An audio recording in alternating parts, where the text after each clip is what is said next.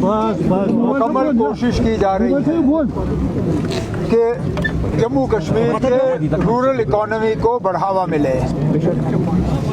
ज़राअत, बागवानी, पशुपालन, fisheries, floriculture, dairy. पिछले दिनों बजट के हवाले से जो हमने कुछ ऐलानात किए उसमें भी आपने देखा होगा एक ख़ास फोकस जो है वो रूरल इकॉनमी पे डाला गया। और हमारे जो एग्रीकल्चर यूनिवर्सिटीज़ हैं, स्कॉस के, इनके साथ मिलके कोशिश की जा रही है कि टेक्नोलॉजी ड्रिवन ऑर्गेनिक सॉल्यूशंस, इस तरह की चीज़ें अगर हम अपने फार्मर्स तक पहुंचाएं तो ज़रूर हमारे रूरल इकॉनमी को, एग्रीकल्चर को, इन चीज़ों को जो है एक बढ़ावा मिलेगा। और ये आज की बात नहीं है। स्कॉस ने ये फेस्टिवल जो है ये 11वीं बार जो आज किया जा रहा है। और अब रश देखिए, इन 3 दिनों में लाखों के तादाद में लोग आके इसका फ़ायदा लेंगे और हम चाहते भी यही हैं। आखिरकार अगर कल को हमें अमेरिका जैसे मुल्कों के साथ मुकाबला करना पड़ेगा, जो कि अब इस ट्रेड डील के बाद लग रहा है कि उनके एग्रीकल्चर प्रोड्यूस जो हैं वो हमारे मुल्क में आना शुरू हो जाएंगे, खासकर horticulture, fruit, nuts, walnut, almonds.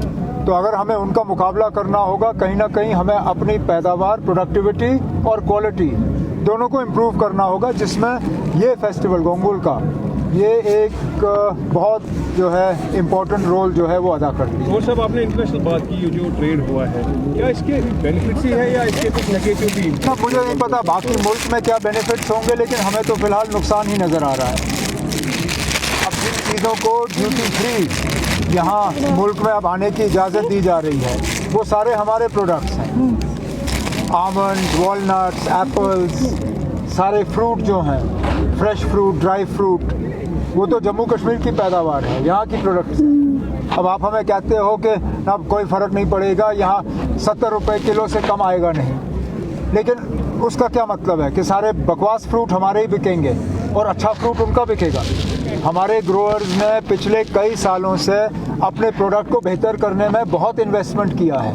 नई वैरायटीज़ आई हैं, हाई क्वालिटी आया है, सीए स्टोर्स के ज़रिए हम बेहतर प्रोडक्ट को मार्केट पे सही वक्त पे पहुंचा पाते हैं।